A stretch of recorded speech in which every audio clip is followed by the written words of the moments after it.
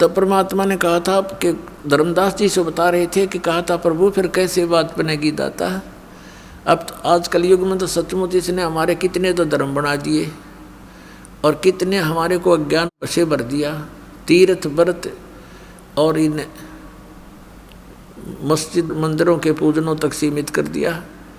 अब कैसे मानेंगे भगवान आपकी बात को।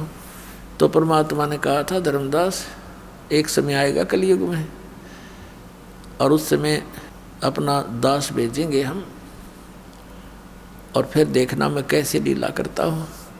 उस समय तक ये सभी नकली दूत अपने ज्ञान बताकर थक चुके होंगे।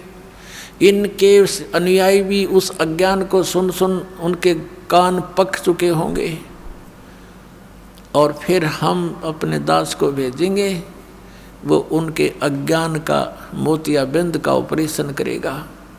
तो इस ज्ञान से हम समझाएंगे, इस तत्व ज्ञान से परमात्मा के बच्चों को समझाएंगे, अपनी शरण में लेंगे भगवान।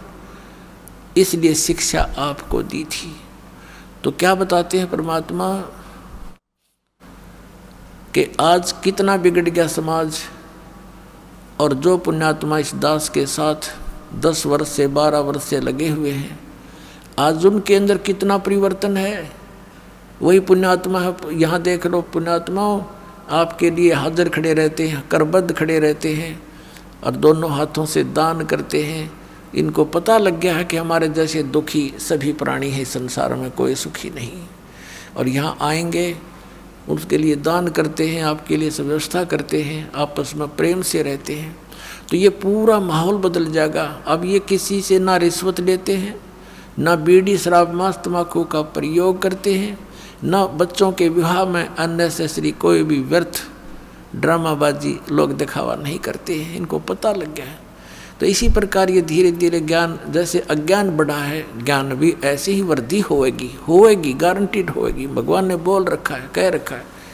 तो परमात्मा ने कहा था कि जब कलयुग बीतेगा 5500 पाचा, कि क्या कहा था परमात्मा ने कि कलयुग के अंदर एक ऐसा समय आएगा जब हम अपना दास भेजेंगे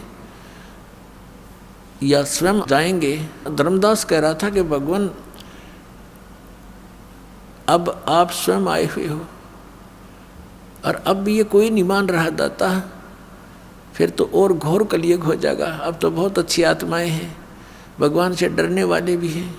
आप बता रहे उस समय तो बहुत नास्तिक होने के कगार पर होंगे, आप कैसे समझा पाओगे मालिक।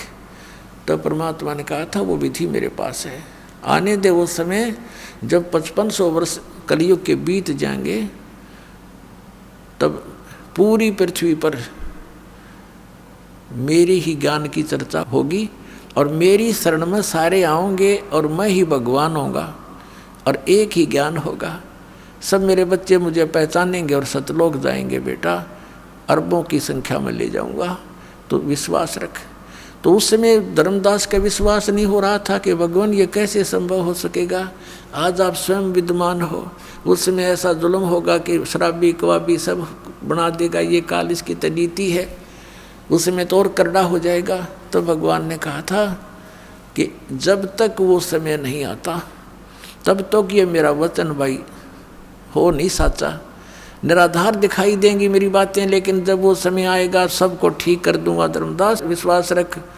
ये शिक्षा इसीलिए दी गई है पुण्यात्माओं कि आप ये अपने परमात्मा को पहचान लो, और पहचान रहे हो, छोड़ छोड़ कर नकलियों को भाग रहे हो। कबीर साहब कहते हैं कि डूबे थे पर उभरे गुरु की लहर चमक, गुरु के ज्ञान चमक, और भेरा देखा जर्जरा उतर चले फड़क।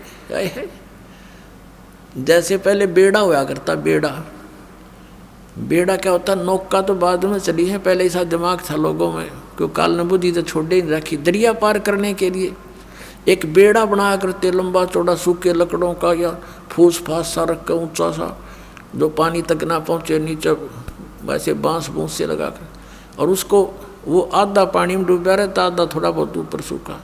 तो कहते हैं उस बेड़े में बैठे जा रहे थे दरिया पार होने के उद्देश्य थे, और साथ में आ गया नया बेड़ा बहुत सुरक्षित।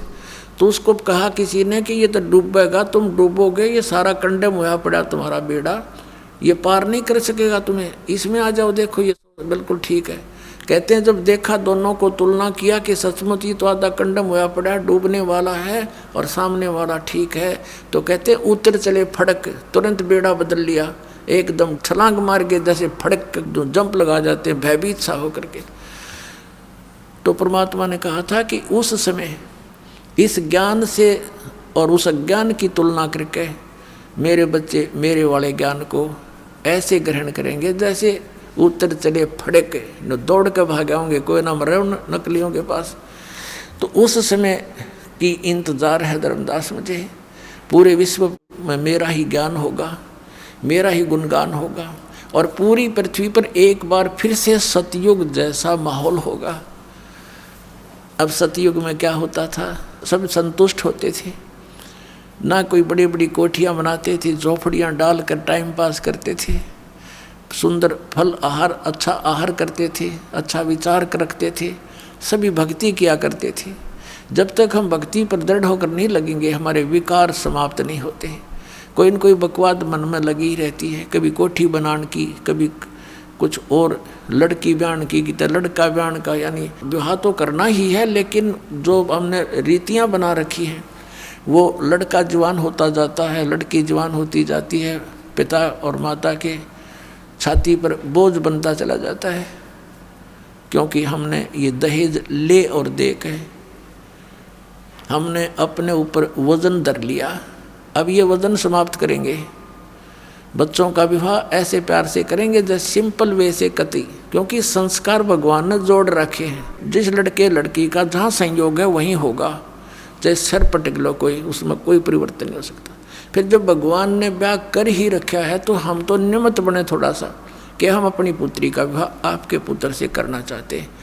खाना खिलाओ थोड़ा सिंपल सा और बच्ची को पढ़ाई कर दो, ड्रामाबाजी फलान दकड़। और जब भगवान ने उसकी किस्मत में लिख दिया और फिर इधर से नाम प्राप्त हो गया तो भगवान नई किस्मत लिखेगा अपनी बेटी की। एक दहेज से कितने दिन सुखी हो सकता है और कितने दिन अपने पुत्री को आप सुखी कर सकते हो, वो लेने वाला कितने दिन उससे अपना निर्वाह कर सकता है। फिर भी अपने हाथों से निर्वाह करेगा और भगवान पर विश्वास करेगा तो जीवन सफ़र उसका अच्छी तरह पूरा होगा। तो हम पहले से ही मालिक से डर कर चलेंगे। अगर हम किसी का धन लेते हैं तो हमारे ऊपर कर्जा बन गया, दान लेते हैं, दहेज लेते हैं, और फिर यही लेन देन के चक्कर में फिर हम उनके पशु बनकर आएंगे। आज हम दामाद बनकर ले रहे हैं, अगले जन्म में पशु बैल बनकर देंगे, गधे बनकर देंगे उनके। बता क्यों शर्म दर्द करे। तो बिना ज्ञान के कहते जैसे किरका जहर का रंग होरी हो, कहो कौन तिस खावे राम रंग होरी हो। जब आपको ज्ञान होगा कि तो विष है, इस विष को कैसे खाएं। अब विष पड़ा हो कहीं पर, एक कण भी पड़ा हो और आपको पता है ये विष है, आप लगा के दिखाना, जीभ के फेंक देगे नू और हाथ भी धो खाओगे और इसी जगह डालोगे, कहीं और का हाथ ना लग जाए और भी ना मर जाए। तो ये विष खा रहे हैं हम और यही भटक रहे हैं, मर रहे हैं, गधे कुत्ते बनकर सड़ रहे हैं, एक दूसरे के फिर लठ खा रहे हैं। कोई गधा बनकर खा रहा है, कोई बैल बनकर खा रहा है, कोई खच्चर बनकर लठ खा रहा है। तो ये ऐसा जुल्म, हमें ज्ञान नहीं मिला, हमें भगवान नहीं मिला, इस कारण से हम यहाँ इस काल के नकली चोचलों में उलझ के अपना जीवन नष्ट कर जाते थे।